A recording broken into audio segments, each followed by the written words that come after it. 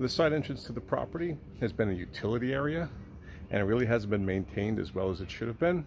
And I think that's because it looks like a utility area. You come in the gate, come up the path, you got a door there, you got a patio that I'm standing on right here, and then you go on through to the backyard. This has been neglected, this area here. Over the years, we've actually tried to do different things. We had bleeding hearts planted here. We've had a number of different plants, and they've never really survived, despite supposedly being perfect for shade. And this is a fairly shaded area here. None of the plants have really done well, but we've kind of given up on it, and we've let it stay as it's basically been. I think it's because we haven't done anything that it kind of fallen into neglect. So on this episode of the Rugged Homestead, we're going to try and start doing something over here to spruce things up, and we're going to be planting a hydrangea.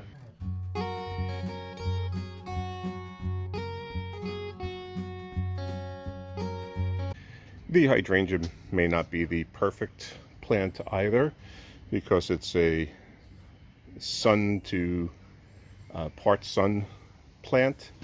But this section right here where we have it set up, just off of the gate there, does get some morning sun, morning to late morning sun, and then it's kind of in the shade for the rest of the day. And from what I understand, that could be good kind of light conditions for the plant. So hopefully we're going to have more success with this plant than we've had with others. We've started planting lily of the valley in here, and hopefully this will turn into a carpet of lily of the valley, depending on whether or not this grows, because the more shade a hydrangea has, it could keep it more compact. So depending on how this grows, we actually may try another one over there, and then a third one right over here. But right now we're going to start with this, and as I said, see how this one takes before we invest in more plants for the area. If they don't grow, no sense in putting more in. To plant the hydrangea, you want a hole that's as deep as the bucket that it's planted in, but it's twice as wide. So that should be just about this whole area right here. So I'm going to dig all that up, and then I've got one of my bags of compost here. I'm going to mix that in with the soil, and then I'm going to add some acidifier to that. Hydrangeas will tend to run pink in neutral to alkaline soils, but when their soils are acidified, they turn blue. So we do want the blue plants here. This particular hydrangea is the Nico Blue. It's a very popular one. I believe they're hardy from zone 5 or 6 to zone 8, and I live in zone 7A here. So this should do well, should come back every year. What happens is it's a deciduous plant. It dies back, the leaves drop off, and you get these stalks that are left, and then it should regrow each year and flower. So we'll see how that actually works. And so I'm going to start digging my hole.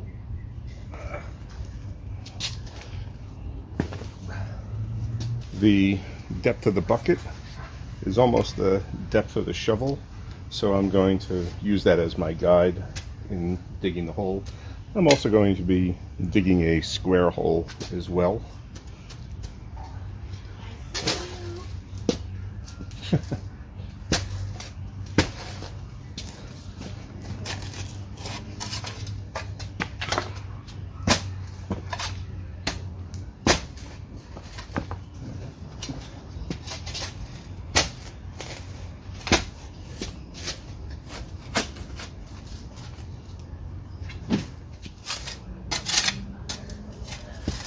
It looks like it's pretty good, actually.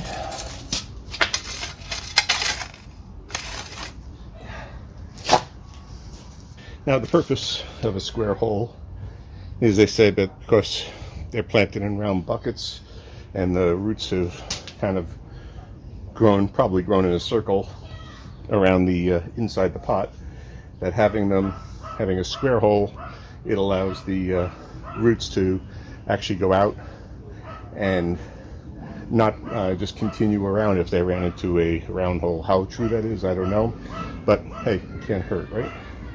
So what I'm going to do is, I have a stick here and I'm laying it down, and that gives me the level of the ground. You obviously don't have to do this, but it's just that for visual purposes, to see that you've actually got the hole deep enough, because you don't want to plant the crown of the plant below the ground. So you take the pot and just squeeze it, you roll it around on the ground, and see if we can get this to come out. Yeah.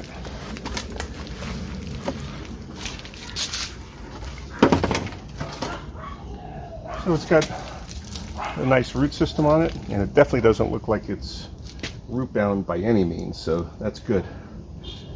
So now we'll place it in the hole, and we'll see how we're doing here. And that is just about right on the money, so that'll be good. So now what I'm going to do is mix in the compost with the existing dirt and mix in the acidifier. So this soil is kind of gravelly. It's sandy. It's almost like cinder, from cinder blocks to a certain extent. So I'm going to add a good amount of compost to this soil.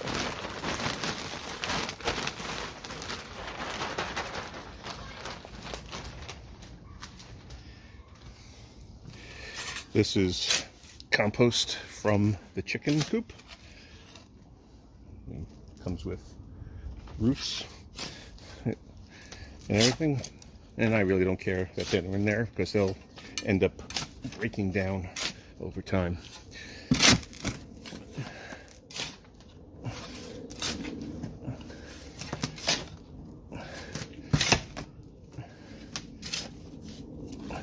All right, that's pretty well mixed in. So what I'll use now is the soil acidifier from Espoma, organic, and turns hydrangeas blue. So the rate of application is 12 pounds per 100 square feet.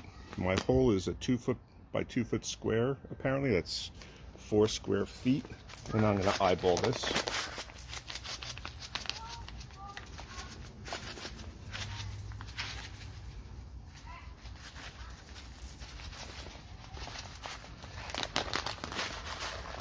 And now I'll mix that throughout the soil as well.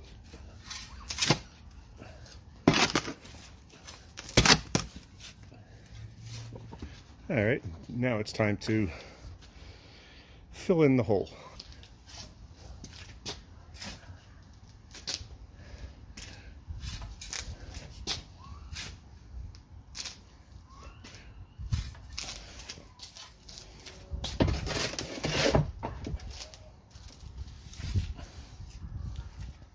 That should be a good amount of soil there.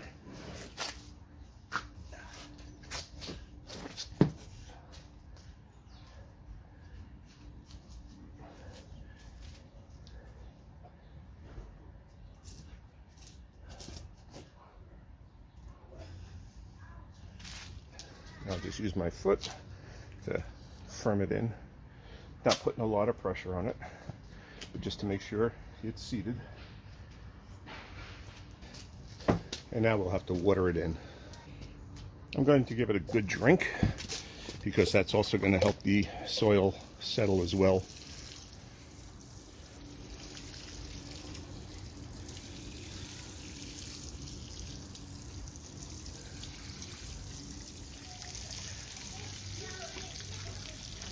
I'll let this soak in, and I'll give it another drink.